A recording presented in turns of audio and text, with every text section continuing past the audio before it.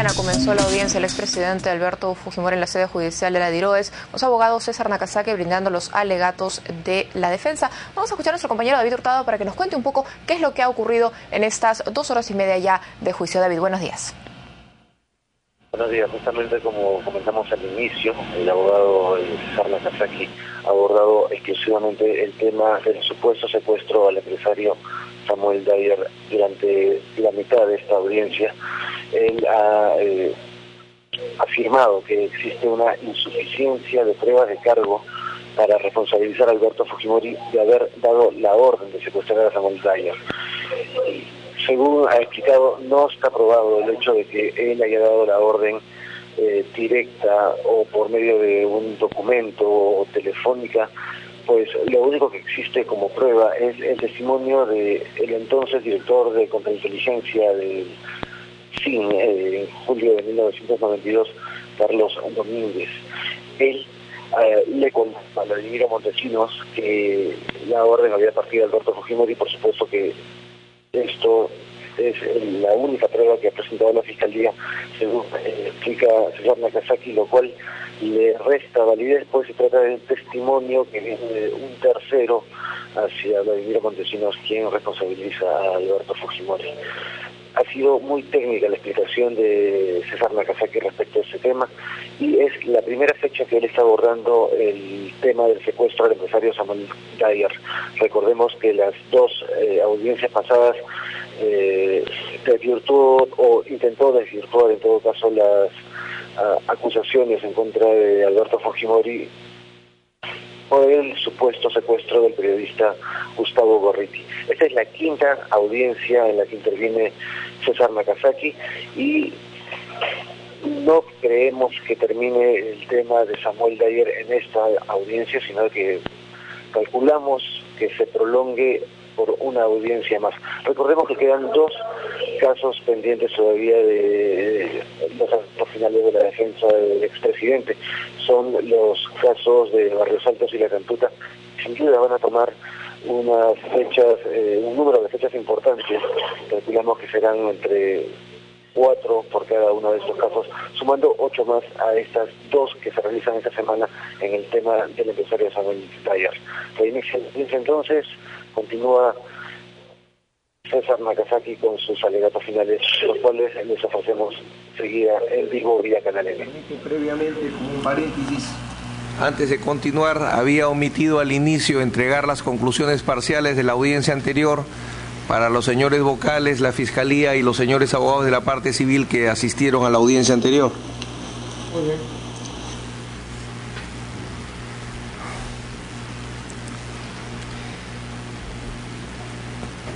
Para terminar con este análisis del testimonio referencial, que como insisto resulta trascendente para la defensa por la cantidad de prueba testifical referencial utilizada por la Fiscalía, brevemente algunos puntos finales. Vamos a examinar ahora el testimonio de referencia en el sistema procesal penal francés, por la importancia que tiene en el mundo. Existe una corriente minoritaria que busca abolir la regla Hearsay. La mejor posibilidad de recepción de esta postura abolicionista sería el sistema legal de prueba en Francia, que consagra el artículo 427 del Código Procesal Penal francés, la libre admisión y valoración del testimonio referencial.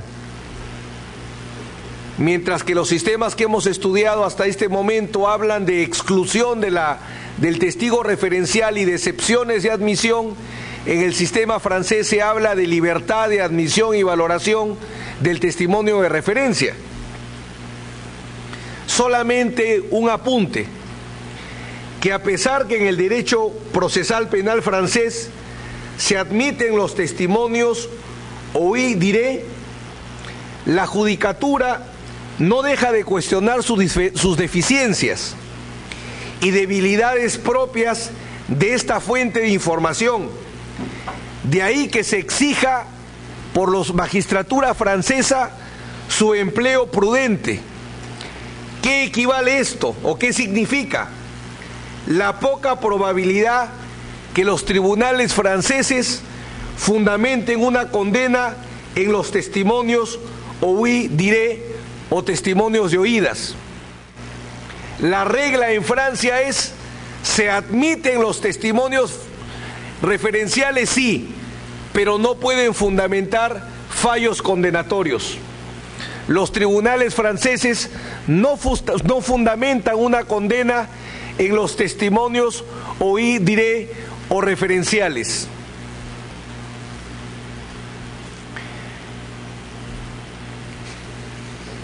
En el sistema procesal penal alemán se aplica la regla de la mejor prueba disponible. Es una opción más limitada que la francesa. Una regla de selección y preferencia que no excluye ningún tipo de prueba que permita alcanzar la verdad. El juez alemán tiene el deber de buscar la mejor prueba posible, directa, y en caso de ausencia puede utilizar la prueba indirecta. Sin embargo, en el proceso penal alemán, con la sentencia BGH 8-1-1991, la jurisprudencia alemana ha creado una doble garantía: filtros para evitar errores judiciales con el empleo de testimonios referenciales. Esto es, en el proceso penal alemán se acepta el testimonio de referencia, pero igualmente se reconoce que es fuente de errores judiciales. Por eso es que a nivel de jurisprudencia se han desarrollado candados o filtros de prevención de errores judiciales empleando al testimonio de referencia. Básicamente son dos que me he permitido graficar. El tribunal tiene el deber, si el acusado lo solicita, de hacer comparecer al testigo fuente para ser sometido a las garantías de validez de la prueba, publicidad, inmediación y contradicción.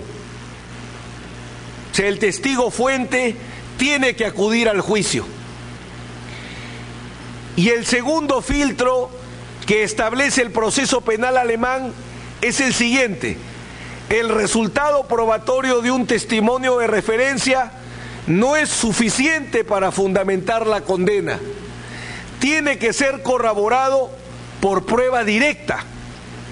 En el proceso penal alemán no se acepta la pluralidad de indicios para corroborar el testimonio de referencia. Se requiere prueba directa. Señor presidente, señores vocales, si la defensa ha logrado con esta intervención motivar, excitar a la sala para una aplicación adecuada de las reglas del testimonio de referencia, evidentemente habremos cumplido con nuestro propósito. Ahora procederemos a examinar individualmente el testimonio del general Carlos Rosas Domínguez Solís, director de contrainteligencia del SIN.